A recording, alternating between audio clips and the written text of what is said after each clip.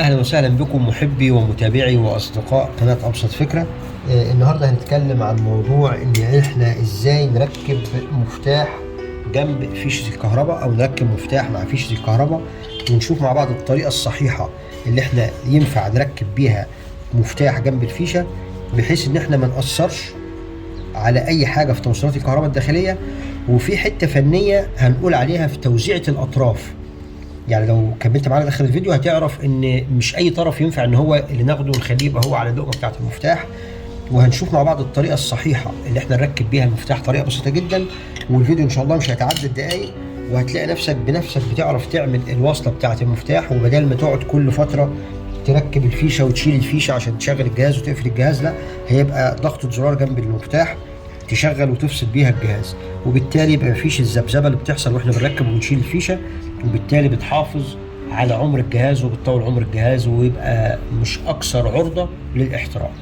طيب، عشان نفك الوش الخارجي بتاعنا ده، احنا كنا عاملين فيديو قبل كده برضو، هسيب لحضراتكم اللينك بتاعه ازاي نغير الفيشه دي نفسها، وعاملين فيديو هنسيب لحضراتكم اللينك بتاعه في الوصف ازاي نصلح الفيشه دي نفسها، ما نرميهاش وما نشتريش واحده جديده. طيب، نرجع للموضوع بتاعنا. ان احنا بنيجي في الوش دون بنشد شده يمين او شده شمال، وبنخلع الوش بتاعنا كده، يعني احنا بنشد شده جامده يمين او العكس، وبنبتدي نخلع الوش بتاعنا. طبعا بنفك المسمارين بتوعنا دول اللي هم ماسكين الوش الخارجي، ادينا فكينا المسمارين بتوعنا.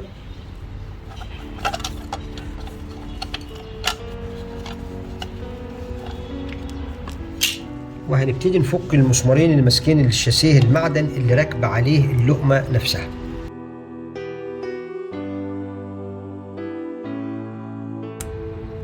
وهنطلع الشاسيه بتاعنا بالراحه كده، وهنجيب اللقمه اللي احنا محتاجين ان احنا نشغلها.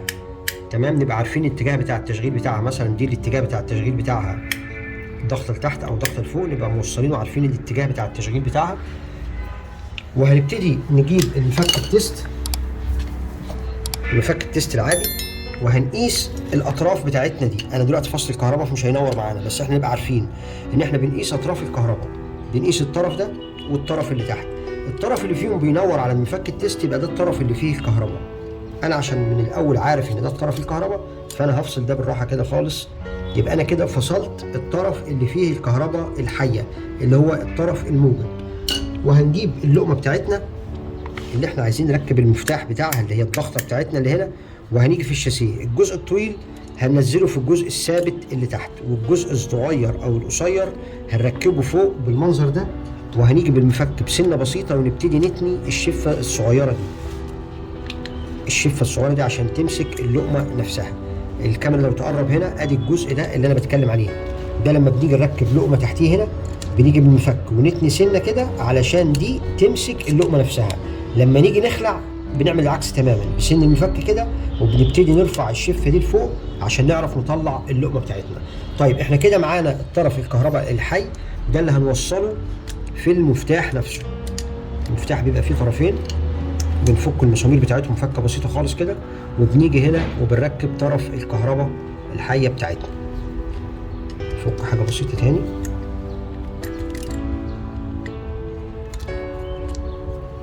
وندخل السلك في الفتحه المخصصه ليه داخل اللقمه نفسها، وبنبتدي نجمع المسمار بتاعنا تاني ونربطه رباط كويس علشان ما يعملش ذبذبه. يبقى احنا كده عملنا ايه؟ احنا كده اختبرنا وعرفنا طرف الكهرباء اللي هو نور عليه المفك التيست وفصلناه من الفيشه، وهو الطرف اللي احنا فصلناه من الفيشه ركبناه على اول طرف في المفتاح. وهنجيب سلكه عاديه خالص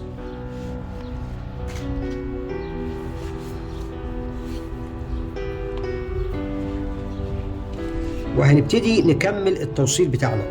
احنا كده قلنا للكهرباء تفصل الكهرباء الحيه من الفيشه تروح على المفتاح، والمفتاح هو اللي يقول، او الزرار ده هو اللي يقول للكهرباء روحي للفيشه او ما تروحيش للفيشه بالبلدي، يعني عشان نوضح الامور اكتر. هنيجي نفك المسمار بتاع ده فكه بسيطه خالص، وهنركب طرف الكهرباء كده، نتاكد ان السلك نازل للاخر، نبتدي نجمع المسمار اللي احنا حطينا فيه السلك. طيب، الطرف التاني ده هيروح فين؟ هيروح للطرف التاني الخاص بالفيشه نفسها اهو. نفك برضو المسمار فكه بسيطه بتاعنا، وبنيجي في الطرف ده نتاكد ان هو نازل في المكان المناسب ليه، بشكل كويس نازل لتحت للاخر بالمنظر ده. ونبتدي نربط رباط بسيط المسمار بتاعنا ونتاكد ان السلك مسك كده تماما. يبقى احنا كده وصلنا مفتاح للفيشه، عملنا الفيشه تشتغل بمفتاح، مش هتحتاج كل فتره تشيل وتركب الفيشه بتاع الجهاز الكهرباء اللي عندك. بعد ما عملنا كده هنسيب دول بالمنظر ده؟ لا، هنعمل تعديل بسيط. لو احنا بصينا على الوش اللي هو بيبقى فيه لقمه واحده بس، بتبقى الفتحه بتاعته بالمنظر ده، فانا لو ركبت ده هنا ده كده مش هينفع عشان مكان المفتاح. طب لو جبنا الوش اللي هو فيه فتحتين هيبقى بالمنظر ده، يبقى نفس المشكله. هنعمل ايه دلوقتي؟ هنبص مع بعض. هنيجي في السنه الصغيره اللي احنا قلنا عليها اللي احنا بنشيلها دي اهو، وهنرفع الشفه دي رفعه بسيطه خالص. هنرفع الشفه دي رفعه بسيطه خالص زي ما انتوا شفتوا كده، وهنطلع اللقمه بتاعتنا بالمنظر الجميل دون، وهنركبها في الجزء المجاور ليها. هنا في الفتحه اللي تحت دي مسدوده بسبب الدهان او المعجون، ننضف بس مكانها معلش تستحملونا. ايوه كده بالمنظر ده، الكاميرا مقربه، احنا كده نضفنا الفتحه اللي كانت مسدوده بس هنا من تحت. وهنركب اللقمه بتاعتنا بالمنظر دون، ونيجي هنا ونقفل عليها الشفه بتاعتها زي ما حضراتكم عارفين. لما نركب ده بالمنظر ده هيبقى سهل جدا ان الوش يركب بالمنظر الجميل ده، ما يبقاش فيه اي مشكله. هنريح الاسلاك بتاعتنا في الداخل ونتاكد ان احنا مفيش حاجه ملامسه للاطراف الاخرى، ونيجي كده ونربط المسامير بتاعت الشاسيه زي ما فكينا بالظبط. هنرجع نعيد عمليه التثبيت من تاني.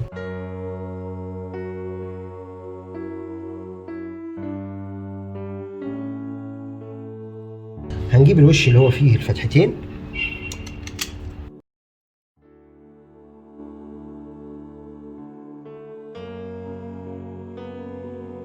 نركب الوش الخارجي بتاعنا زي ما فكينا بالظبط، مجرد ضغطه واحده كده بس. وهنجرب كده مع بعض ان شاء الله. ركبنا كده كده تمام. يبقى ده كده المفتاح هيغنينا ان احنا نشيل ونركب الفيشه ويحصل ذبذبه او يحصل شورت في الكهرباء او الجهاز يحصل له اي مشكله. اتمنى الفيديو يعجب حضراتكم، واللي يعجبه الفيديو يا ريت يتكرم علينا ويعمل لايك، واللي مش مشترك معانا في القناه يا ريت يدعمنا بالاشتراك. اشكركم جزيلا واشوفكم الفيديو الجاي ان شاء الله. وزي نهايه كل فيديو، لو الفيديو ده مش مهم بالنسبه لحضرتك ممكن يكون مهم لحد تاني، اتمنى ما تزعلش مننا. شكرا جزيلا واشوفكم الفيديو الجاي.